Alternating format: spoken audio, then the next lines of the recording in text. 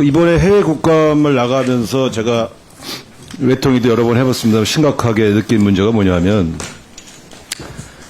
예산이 부족해서 해외 국정감사에 나라를 줄이거나 또 국정감사 일정을 조정하는 경우를 이번에 경험했습니다. 작년에는 코로나 이후에 여러 가지 상황을 고려해서 그것을 이해했습니다만 올해 같은 경우까지도 예산 부족을 이유로 외교통일위원회의 국정감사가 차질을 빚고 그래서 현지에서 외국에 있는 직접 갈 수 없기 때문에 외국에 있는 대사를 국정감사하는 그 나라로 불러서 그렇게 몰아서 국정감사를 하면서 이게 무슨 국정감사냐. 그럴 것 같으면 외통위에서 해외 국감을 가지 말고 해외에 있는 대사를 다 불러다가 국회에서 하면 되지.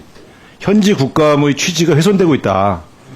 대통령은 예비비까지 수백억 원을 추가로 편성해서 해외를 다니는데 국회 외교통일위원들은 오히려 나라를 줄여서 급하게 일정을 조정해서 다녀야 되는 이런 현실이 말이 되느냐 하는 것이 저의 문제고요.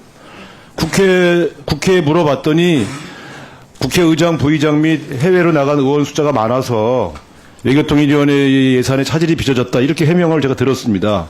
이 말이 됩니까? 그래서 차재 위원장님께서는 국회 예산 편성할 때 외교통일위원회의 의원 외교 예산과 국정감사 예산은 별도로 편성해서 다른 예산 지출에 영향을 받지 않고 외교통일위원회의 정상적인 이 활동이 보장될 수 있도록 해야 된다. 그래서 이번 외교통일위원회의 예산 심사 시에 반드시 저는 이 문제를 해결해야 된다. 제가 오늘이 국정감사 마지막 날입니다. 제가 국회의원 불출마를 해서 이 문제만큼은 바로 잡고 가야 돼, 그만둬야 되겠다 이런 생각으로 의사진행 발언을 하니까 예, 꼭 챙기겠습니다. 이 문제에 대해서 예. 반드시 좀 해결해 주실 것을 제안드리고 싶습니다. 네. 예. 네. 저는 우리 늘 좋은 얘기 하지 않습니까? 본질이 시작해 주시기 바랍니다. 네. 네, 그럼 본질이 시작하겠습니다. 제가 이번 국정감사 하면서 해외 공간들 가서도 집중적으로 점검한 문제인데요. 그 공공외교라고 하는 것이 이제 그 나라 현지에 대한민국을 사랑하고 좋아하는 분들을 많이 만들고 그렇게 된 것이 우리 대한민국 국익에 도움이 되게 만드는 일 아니겠습니까? 네. 그런 측면에서 본다면 이미 K한류의 영향을 받고 있는 동호인들이야말로 이미 대한민국을 사랑하고 대한민국과 친구가 될 준비가 되어 있는 현지인들 아니겠습니까? 국제교류재단의 자료를 보면 현재 108개 국가에 1684개의 동호회가 있고 그 동호회원 숫자는 1억 7,800만 명에 달한다. 이런 통계가 나와 있어요. 그러면 저는 이제 이분들에게 어떻게 우리가 관리를 잘할 것이냐에 따라서 사실 이분들이 중심이 돼서 우리 한국어를 배우는 열풍이 불고 이분들이 중심이 돼서 대한민국 식당을 방문해서 한국 음식 맛보기가 활성화되고 있고 또 심지어 이분들의 꿈은 대한민국에 방문하는 것이 꿈이니 관광산업에도 큰 영향을 주고 있는 그리고 대한민국 상품들도 서로 집단적으로 공유하는 이런 여러 가지 경제 유발 효과까지 작지 않다고 봅니다. 그래서 반면에 이 한류 동호회를 관리하는 외교부의 노력과 활동들이 저는 저조하다. 이런 측면에서 자료집 하나 냈습니다. 한번 참고해 주시고요. 첫 번째로 실태조사부터 새로 해야 된다. 지금 제가 아까 1억 7천만 명이 달한다는 자료는 국제교류재단이 조사한 자료집을 근거로 얘기했습니다만 실제 제가 자세히 따져보니까 이 실태조사가 좀 형편이 없어요. 왜냐하면 카자흐스탄 하나만 보면요. 2018년도 회원수가 2만 7천이라고 그랬다가 2019년도에는 58만이라고 그랬다가 21년도에는 54만, 22년도에는 8만으로 나와요. 이게 말이 안 되잖아요. 동호회가 갑자기 수십만이 됐다가 몇만으로 주는 게.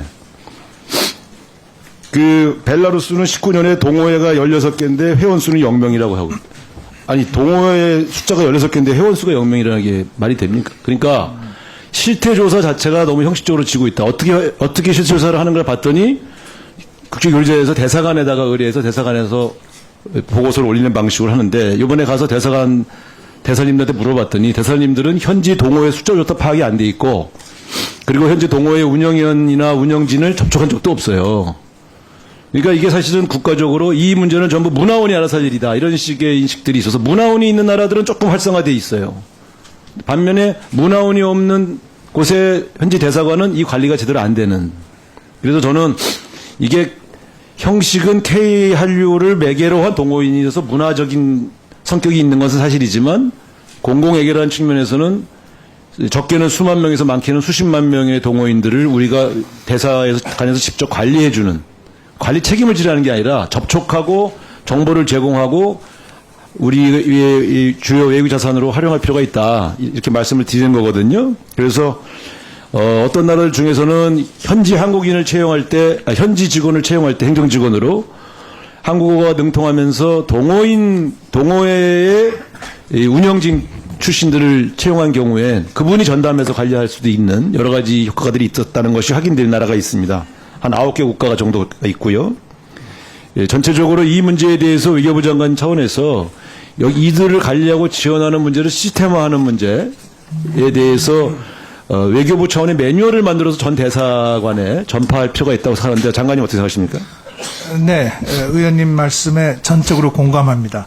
대한민국을 글로벌 매력 국가로 만드는 가장 중요한 우리의 자산이 바로 한류이고 그 한류에 관심이 있는 해외의 그 국민들이 자발적으로 동호회를 만들어서 활동을 하고 있는 것에 대해서 네. 우리 대사관은 적극 지원할 다시 의무가 한번 있다고 생각합니다. 그 실태 조사를 직접 외교부 장관님의 훈령으로 구체적으로 접촉해서 확인할 수 있도록. 왜냐하면 1억 7천만 명이라고 되어 있지만 제가 볼 때 1억 7천만 명까지 되지는 않는 것 같아요. 그래서 조금 더 내실 있게 정성을 기해서 확인을 하고 운영진의 이름과 신원까지 확인한 상태로 가야 관리가 가능할 것 같아요. 그래서 제 생각은 각 나라의 외교 이 한류 동호회의 핵심 운영진은 1년에 한 번 정도 대한민국으로 초청할 필요도 있다. 저는 그런 생각을 합니다. 그런 측면에서 한번 해주시고요.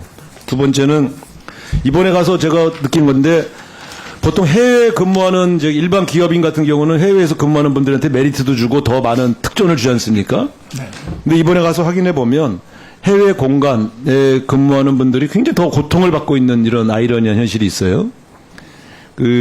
특히 이번에 각 나라별로 가서 보면 행정직원 채용하는데 행정직원들의 처우가 너무 경직화돼 있어서 그 나라의 평균 임금보다 떨어지기 때문에 이직하는 행정직원들이 너무 많다. 현지인.